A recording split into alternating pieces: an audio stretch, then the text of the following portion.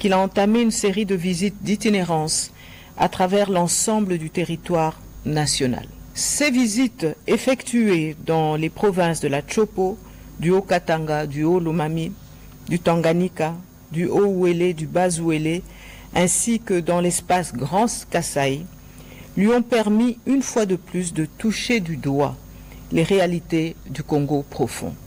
Elles ont constitué une occasion privilégiée de se rapprocher de nos populations, d'écouter leurs doléances et de prendre les mesures nécessaires et urgentes en rapport notamment avec la sécurité des personnes et de leurs biens, la porosité de certaines frontières et le sous-effectif des forces armées et de la police nationale affectés à leur sécurisation.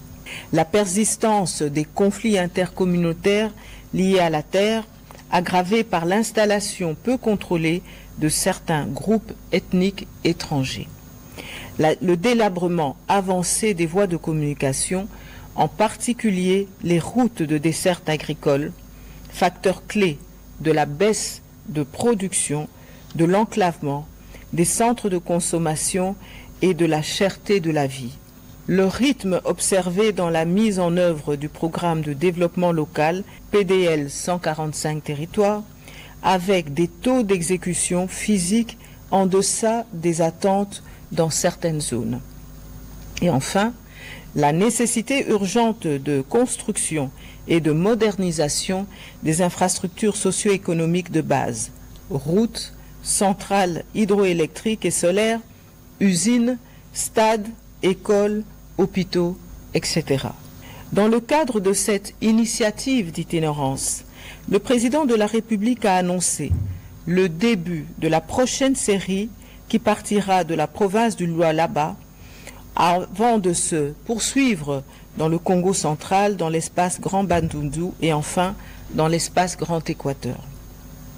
Cette visite coïncidera avec la 12e conférence des gouverneurs convoquée par l'ordonnance numéro 25/187 du 28 mars 2025 prévue à Kolwezi du 10 au 13 juin 2025.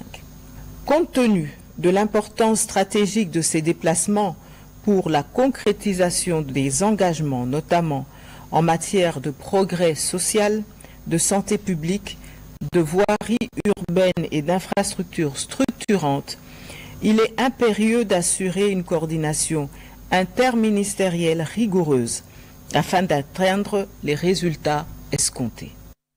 Le secteur mondial du tourisme se prépare à l'élection d'un nouveau secrétaire général. Les enjeux sont importants car le prochain dirigeant de cette agence spécialisée des Nations Unies aura la responsabilité de guider la politique touristique internationale pour la période 2026-2029. 6 pays ont présenté leur candidature, parmi eux le Ghana, pays de l'Afrique de l'Ouest, qui vient solliciter la voix de la République démocratique du Congo, pays amiable et inclusif. Le conseil exécutif se tiendra à Madrid, en Espagne, le 29 et 30 mai 2025. Le président de la République, Félix-Antoine Tshisekedi Tshilombo, les a rassurés du soutien de la RDC. Nous avons, n'est-ce pas, un candidat africain qui est appuyé par l'Union africaine. C'est le seul candidat africain et le président nous a assuré de le support du Congo pour, n'est-ce pas, avoir une rotation juste de cette pause pour que l'Afrique aussi, pour la première fois, peut occuper cette position. Et pourquoi? Parce que aujourd'hui, le tourisme a devenu un atout de développement, de création d'emplois. Et nous voulons avoir quelqu'un qui peut avancer l'intérêt général de l'Afrique dans ce domaine du tourisme. Et c'est pourquoi nous sommes vraiment contents de l'appui fort de Monsieur le Président.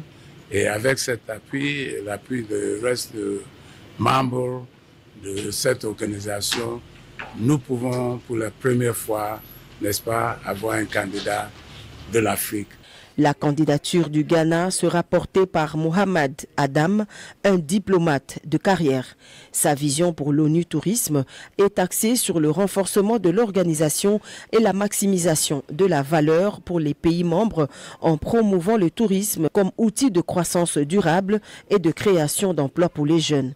L'Organisation mondiale du tourisme est l'institution spécialisée des Nations unies chargée de promouvoir un tourisme. Le président de l'Assemblée nationale, l'honorable Vital Kamerhe, accompagné du rapporteur Jacques Joly, a réceptionné le jeudi 8 mai 2025 le rapport annuel 2024-2025 ainsi que le rapport d'évaluation à mi-parcours de la Commission électorale nationale indépendante. Ces deux documents lui ont été remis en main propre par le président de la CENI, Denis Kadima. Le rapport annuel retrace l'ensemble des activités menées par la centrale électorale au cours de la période écoulée. Il est complété par un rapport d'évaluation à mi-parcours enrichi des recommandations concrètes visant à améliorer les futures procédures électorales. Selon Denis Kadima, ces recommandations portent sur plusieurs dimensions du processus électoral, notamment les aspects légaux, techniques et opérationnels. On a voulu le voir pour symboliquement lui remettre sa copie à lui. Mais en plus de ce rapport annuel qui porte sur nos activités, il y a un rapport d'évaluation.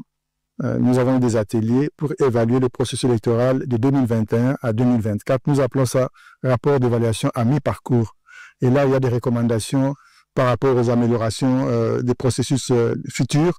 Et ce rapport a été imprimé et nous avons remis une centaine de copies au président de l'Assemblée nationale. Le contenu, c'est en fait la perspective de la CENI par rapport à ce qui doit être amélioré. Sachez que ça touche aux questions légales, techniques, opérationnelles. Il faut que tout le monde sache ce que la CENI pense et les autres acteurs jouent aussi leur rôle. Ils ont aussi sont en train d'examiner le processus parce que vous savez, quand on tient des élections, qu'on ne doit pas juste annoncer les résultats et croiser les bras. Il faut aussi réfléchir sur les améliorations.